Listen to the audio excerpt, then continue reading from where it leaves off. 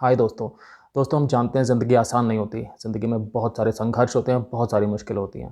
दोस्तों प्रॉब्लम कब होती है जबकि हमारी जो मेंटल डिफ़िकल्टीज़ हैं, जो हमारी लाइफ़ के चैलेंजेस हैं दोस्तों, जो हमारी इमोशनल प्रॉब्लम्स हैं, वो कुछ इतनी ज़्यादा बढ़ जाएँ कि हमें समझ ही ना आए कि हमें क्या करना है। दोस्तों ऐसे में देखा गया है कि थेरेपी लेने का बहुत बेनिफिट हो सकता है। थेरेपी क्या होती है, आपके मन में सवाल आ रहा होगा। थेरेपी का मतलब होता है दोस्तों साइकोथेरेपी, या जिसे टॉक थेरेपी भी कहते हैं, या इसे काउंसलिंग भी कह सकते हैं। दोस्तों साइकोथेरेपी लेने का बहुत बेनिफिट देखा गया है कई तरह की मेंटल हेल्थ कंडीशन में। इनफैक्ट दोस्तों साइकोथेरेपी लेने की वजह से जो मेंटल हेल्थ में बेनिफिट्स होते हैं वो कई बार मेडिसिन लेने की वजह से जो बेनिफिट्स होते हैं उससे भी ज़्यादा लंबे टाइम के लिए चलते हैं।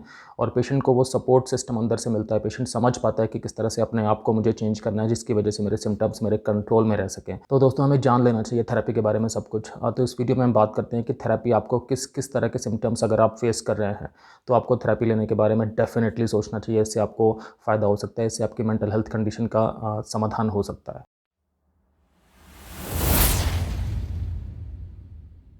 दोस्तों मैं doctor Kamal Singh, x armed forces medical college, x Fortis hospital, x a lot of corporate hospitals.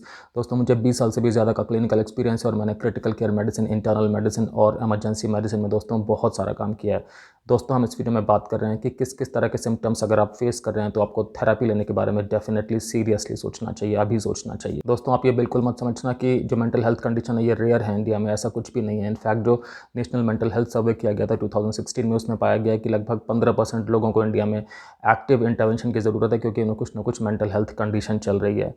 Tip of the iceberg है मैं कहता हूँ, मतलब कि ये कंडीशन जितनी ज़्यादा एक्चुअली प्रेवलेंट है सोसाइटी में उतना ज़्यादा डायग्नोज अभी तक नहीं हो पाई है क्योंकि लोग अपने सिम्टम्स को छुपाते हैं। लोगों के अंदर दोस्तों एक स्टिग्मा होता है, लोगों के अंदर एक शर्म का एहसास होता है और वो अपने सिम्टम्स को ठीक से एक्सप्रेस नहीं करते, अपने अंदर ही कुढ़ते रहते हैं। कई बार फैमिलीज़ का भी यही सिस्टम हो जाता है कि फैमिलीज़ भी अगर परिवार में किसी को एक मेंटल हेल्थ प्रॉब्लम है तो उन्हें लगता है कि अगर हम बाहर लेकर के जाएंगे, अगर हम लोगों से डिस्कस करेंगे या हॉस्पिटल में लेके जाएंगे तो हमारी एम्बैरेसमेंट होगा, हमारी बेइज्जती होगी। ठीक है दोस्तों, अब बात करना शुरू करते हैं कि किस किस तरह के सिम्टम्स अगर आप फेस कर रहे हैं तो शायद आपको थेरेपी लेने की ज़रूरत है।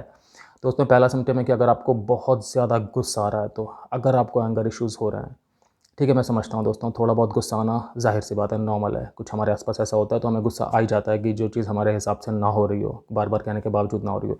लेकिन दोस्तों अगर गुस्सा बहुत छोटी-छोटी बातों पे आ रहा है, बहुत ज़्यादा आ रहा है, बहुत ज़्यादा फ्रीक्वेंटली आ रहा है और आपका गुस्सा अगर आपके कंट्रोल में ही नहीं हो रहा है और अगर वो गुस्सा जो है आपको खुद अंदर से ऐसा लग रहा है या आपके आस-पास वालों को, आपकी फैमिली या फ्रेंड्स को ऐसा लग रहा है कि वो गुस्सा जो है वो हिंसक रूप ले सकता है, वो वॉयलेंट रूप ले सकता है, डेफ़िनेटली एक प्रॉब्लम है, ये नॉर्मल नहीं है। तो अगर आपको एंगर बहुत ज़्यादा है दोस्तों तो ज़रूरत है एक बार थेरेपिस्ट से मिलने की। दोस्तों अगला सिम्पटम है कि अगर आप रिलेशनशिप्स को ठीक से मेंटेन नहीं कर पा रहे, ठीक से मैनेज नहीं कर पा रहे, या आप रिलेशनशिप्स दोस्तों बिल्ड ही नहीं कर पा रहे हो, आप स्टार्ट ही नहीं कर पा रहे हो, तो ये भी अपने आप में एक सिम्पटम है कि आपको एक थेरेपिस्ट से मिलना चाहिए। हो सकता है आपको थेरेपी की ज़रूरत है और थेरेपी लेने के बाद ये चीज़ें कंट्रोल में आ जाएँ, सॉल्व हो जाएँ।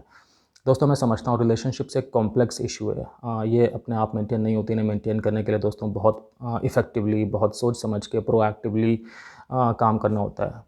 बट कई बार ऐसा होता है कि आप सब कुछ अपने एंड से कर भी रहे होते हैं लेकिन तब भी रिलेशनशिप ठीक से मैनेज नहीं हो रही होती।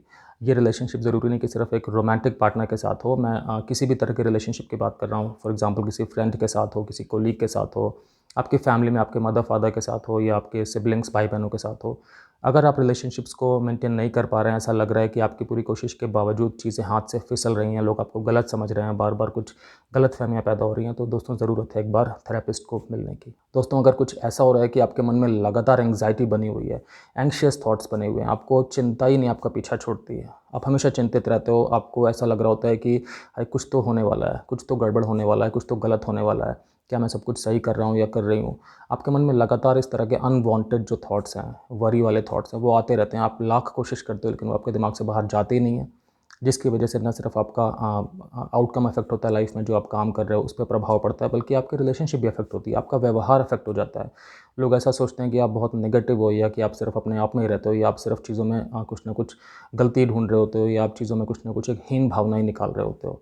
दोस्तों अगर एंग्ज़ायटी लगातार बनी हुई है, चिंता लगातार बनी हुई है बिना किसी ख़ास रीज़न के, तो ये भी अपने आप में एक सिम्पटम है, आपको थेरेपिस्ट को मिलना चाहिए। दोस्तों अगर आप किसी ऐसी भावना से गुज़र रहे हो कि आपको बहुत ज़्यादा उदासी हो रही है, आपकी सैडनेस बहुत ज़्यादा है, आप लाख कोशिश कर रहे हो लेकिन तब भी आपका मन उदास है और आप उस उदासी से बाहर आ ही नहीं पा रहे हैं, तो भी दोस्तों हो सकता है कि आपके अंदर एक मेंटल हेल्थ इशू चल रहा हो सकता है, डिप्रेशन डेवलप हो रहा हो, तो आपको थेरेपिस्ट से मिलना चाहिए।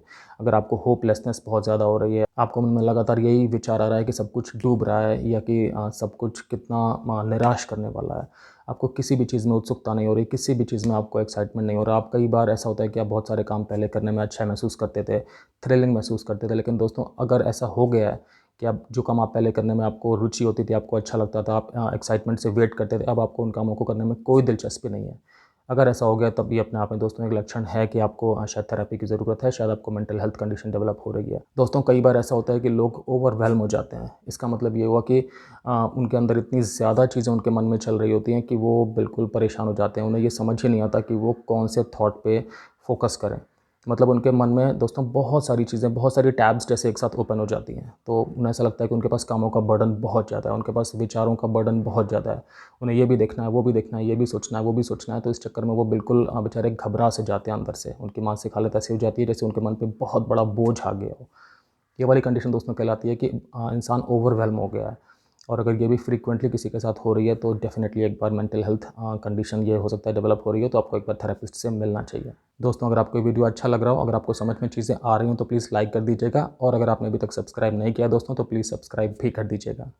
दोस्तों अगर कुछ ऐसा हो गया है कि आपकी जो स्लीपिंग हैबिट्स हैं वो चेंज हो गई हैं, या तो आपको बहुत कम नींद आ रही है या तो आपको बहुत ज़्यादा नींद आ रही है।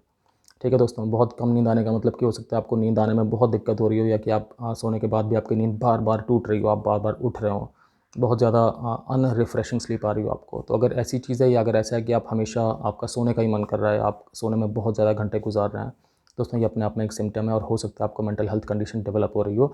और अगर आप थेरेपी लें तो जल्दी ही ये कंडीशन पकड़ में आ जाए और इसका समाधान हो जाए। साथ-साथ दोस्तों अगर कुछ ऐसा हो गया है कि आपकी ईटिंग हैबिट्स भी बहुत ज़्यादा चेंज हो गई हैं, आप या तो बहुत ज़्यादा खाना खा रहे हो, या आपने खाना बिल्कुल ही कम कर दिया, बिल्कुल ही त्याग दिया, बिल्कुल ही छोड़ दिया, ऐसा हो गया। अगर ऐसी कंडीशन है दोस्तों कि आपकी खाने-पीने की हैबिट्स भी बहुत ड्रास्टिकली चेंज हुई हैं अभी पिछले कुछ टाइम में, तो भी अपने आप में एक सिम्पटम है दोस्तों कि आपको मेंटल हेल्थ कंडीशन शायद डेवलप हो रही है और आपको थेरेपिस्ट से मिलना चाहिए। दोस्तों अगर कुछ ऐसा हुआ है कि आपके साथ अभी हाल-फिलहाल में कोई दुखद घटना घटी है, काफ़ी दुखद घटना घटी है और आप अभी भी नॉर्मल नहीं महसूस कर रहे हैं। दुखद घटना दोस्तों कुछ भी हो सकती है। आपकी फैमिली में किसी की तबीयत बहुत ज़्यादा ख़राब हो गई हो, या किसी की लाइफ़ का लॉस हो गया हो, आपकी अपनी लाइफ़ में कोई रिलेशनशिप ब्रेक हो गई हो, कोई जॉब चली गई हो, कुछ भी इस तरह की चीज़, या आपको खुद को कोई बीमारी डायग्नोज़ हो गई हो। दोस्तों इस तरह की जो भी बिल्कुल हृदय विदारक घटनाएँ होती हैं, जो बहुत दुःख देने वाली, झकझोर देने वाली घटनाएँ होती हैं, ऐसा कुछ अगर हो गया हो, तो इंसान को दुःख रहता है, ये तो लाज़मी सी बात है। लेकिन दोस्तों क्या होता है कि कुछ टाइम में धीरे-धीरे वो दुःख का प्रभाव कम होता है और इंसान नॉर्मल आने की चेष्टा करता है, नॉर्मल हो जाता है अपनी सोसाइटी के सहयोग से, अपने फ्रेंड्स या फैमिली के सहयोग से। लेकिन दोस्तों कई बार ऐसा भी हो सकता है कि आप ये जो स्ट्रेस है, इसकी कंडीशन से बाहर निकल ही ना पाएँ। इसे पोस्ट ट्रॉमेटिक स्ट्रेस डिसऑर्डर भी कहते हैं दोस्तों, और इसके बारे में मैंने एक अलग से वीडियो भी बनाया हुआ है। तो अगर दोस्तों कुछ ऐसा हुआ है आपके साथ में जो बहुत झकझोर देने वाली घटना थी, और उसके बाद अगर आप ठीक नहीं महसूस कर रहे हैं, अगर आप उसके बाद अपने आप को कंट्रोल में नहीं महसूस कर रहे हैं, आपको लगातार मन में गलत-गलत थॉट्स भी आते हैं, आपको लगातार बेचैनी बनी रहती है, आपको बहुत दुःख होता है, आँखों से आँसू आते हैं, चिल्लाने का मन करता है, या आपको सबको इग्नोर करने का मन करता है, समाज में जाने का मन ही नहीं करता, आपकी मेमोरी में लगातार वो चीज़ें आती रहती हैं, आपको हॉन्ट करती रहती हैं। अपने आप में दोस्तों ये पूरा लक्षण है कि आपको थेरेपिस्ट से तुरंत मिलना चाहिए। दोस्तों कई बार लोग पूरी तरह से सोसाइटी को अवॉइड करना चाहते हैं। लोग चाहते हैं कि सिर्फ़ अपने कमरे के अंदर ही रहें। उनके अंदर एक फ़ोबिया हो जाता है कि उन्हें घर से बाहर नहीं निकलना। क्योंकि उन्हें लगता है कि वो घर से बाहर निकलेंगे तो उन्हें कहीं पैनिक अटैक ना पड़ जाए, या उन्हें कहीं अचानक से बहुत ज़्यादा बेचैनी ना बढ़ जाए। पैनिक अटैक पे भी दोस्तों मैंने एक अलग से वीडियो बनाया है, आप उसे देख सकते हैं ताकि आपको उसके डिटेल में सारे सिम्पटम्स वगैरह पता लग जाएँ। तो दोस्तों ये वाली जो कंडीशन होती है जिसमें कि व्यक्ति अपने घर को ही नहीं छोड़ना चाहता, बाहर समाज में जाना ही नहीं चाहता, किसी भी भीड़-भाड़ की जगह पे नहीं जाना चाहता वो टोटली, तो ये वाला भी दोस्तों सिम्पटम जो है ये बहुत ज़्यादा ठीक नहीं है। और अगर ये सिम्पटम किसी में डेवलप हो रहा है दोस्तों, तो ज़रूरत है एक बार पूरा मेंटल असेसमेंट करने की, एक बार एक थेरेपिस्ट से मिलने की।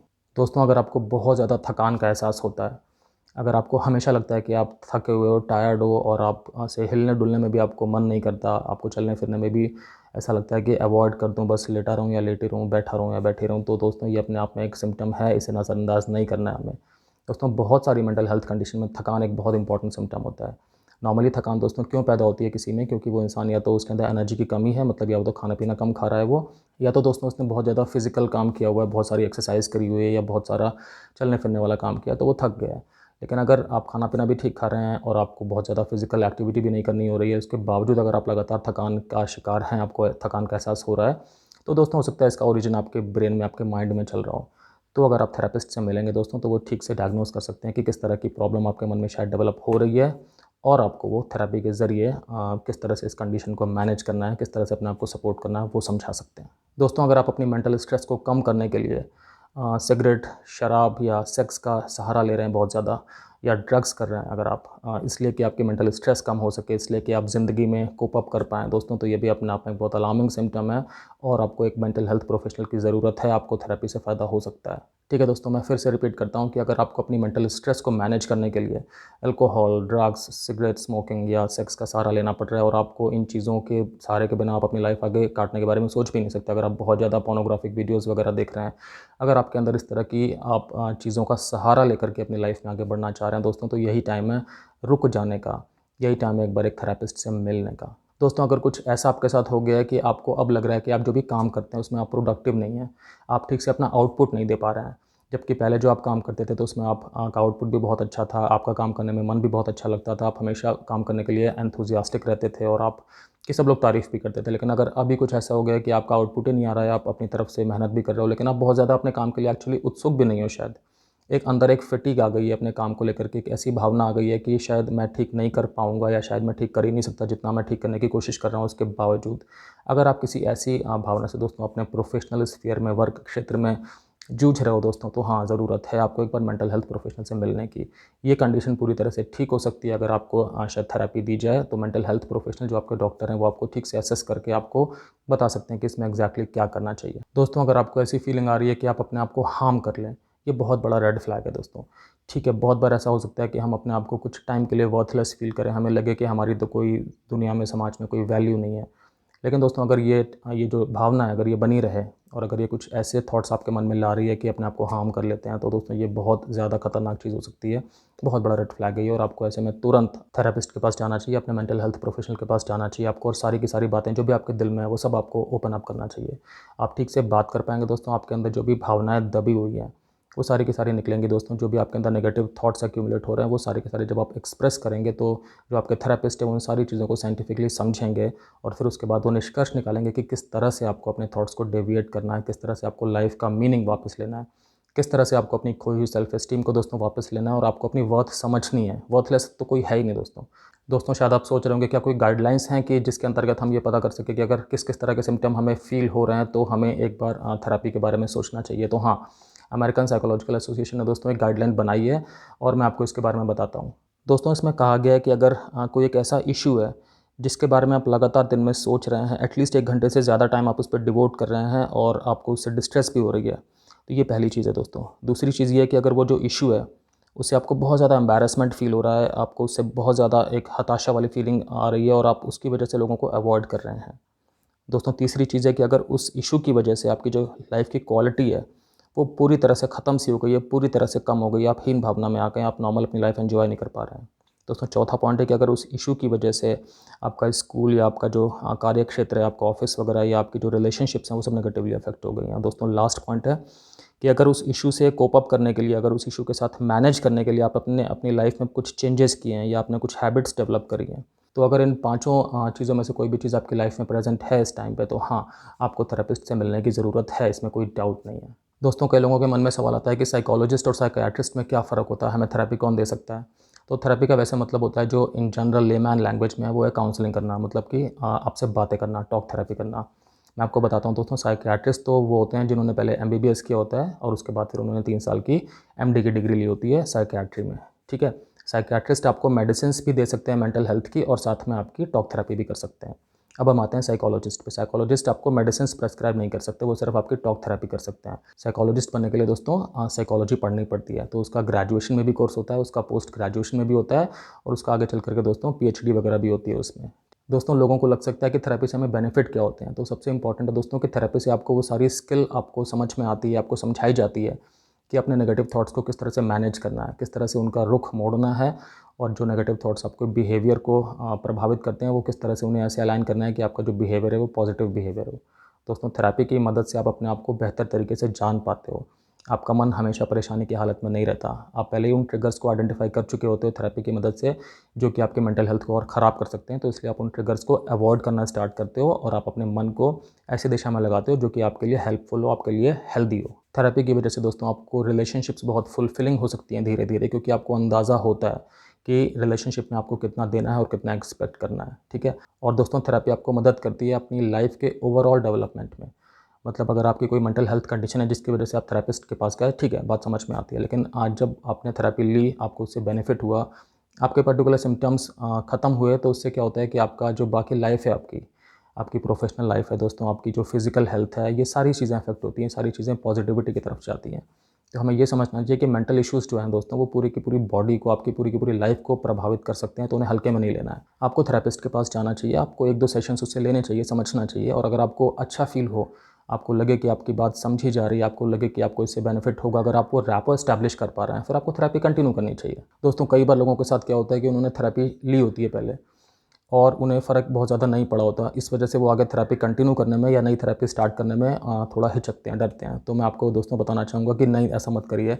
अगर आपके सिम्पटम्स नहीं सॉल्व हुए हैं या दोबारा आ गए हैं, तो आप थेरेपी तो ज़रूर कराइए। अगर आप सेम थेरेपिस्ट के पास नहीं जाना चाहते, कोई बात नहीं, आप किसी नए थेरेपिस्ट के पास जाइए। थोड़ी-सी सर्च करिए, थोड़ा-सा पता करिए, आपको ज़रूर कोई ना कोई नए थेरेपिस्ट भी मिलेंगे उस पर्टिकुलर एरिया में जिसमें कि आप थेरेपी ढूँढ रहे हैं, और उनके पास जाइए। एक बार समझिए, जो भी उनके स्टार्टिंग सेशन से आपको आइडिया लगेगा कि क्या आपके लिए वो ठीक है। सेकेंडली दोस्तों, बहुत बार ऐसा होता है कि सिम्पटम्स थोड़े से नए डेवलप होते हैं, तो हो सकता है कि आपके अंदर कोई नए सिम्पटम्स डेवलप हो गए हों, जिनकी वजह से आपको ऐसा लग रहा हो कि जो पुराने थेरेपिस्ट ने काम किया था, उसकी वजह से जो भी फ़ायदे थे वो सारे ख़त्म हो चुके हैं। लेकिन कई बार नए सिम्पटम्स अगर डेवलप होते हैं, तो आपको फिर नए सिरे से थेरेपी की ज़रूरत पड़ती है। तो दोस्तों जो थेरेपी है वो बहुत हेल्पफुल चीज़ है। वो आपके माइंड को चैनलाइज़ करने की चीज़ है, वो आपके माइंड को इस तरह से कंट्रोल करने की चीज़ है कि जो मेडिसिन्स भी कई बार इतना अच्छा प्रभाव नहीं दिखाती जितना अच्छा थेरेपी से होता है। दोस्तों जो मेडिसिन्स के प्रभाव है ना, मोस्टली वो तब तक ही रहते हैं जब तक मेडिसिन्स दी जा रही होती हैं इस तरह की मेंटल हेल्थ कंडीशन में। लेकिन थेरेपी के प्रभाव दोस्तों उससे बहुत ज़्यादा आगे टाइम तक के लिए रहते हैं। तो थेरेपी दोस्तों कई सारी मेंटल हेल्थ प्रॉब्लम्स में फर्स्ट ट्रीटमेंट होती है, मतलब पहले थेरेपी की जाती है, मेडिसिन्स के बारे में नहीं सोचा जाता। तो हमें थेरेपी को बिल्कुल भी इस तरह से नहीं देखना कि ये सिर्फ अमीरों के चोचले होते हैं या थेरेपी बहुत कमज़ोर लोगों के लिए होती है, ऐसा कुछ भी नहीं है। थेरेपी दोस्तों बहुत इंपॉर्टेंट होती है, बहुत इफ़ेक्टिव होती है, और थेरेपी आपको ज़रूर लेनी चाहिए, ताकि जो भी इशू डेवलप हो रहा हो दोस्तों, वो इशू छोटे में ही ख़त्म हो जाए, आपकी लाइफ उससे नेगेटिवली अफेक्ट ना हो, आपके रिलेशनशिप उससे नेगेटिवली अफेक्ट ना हो।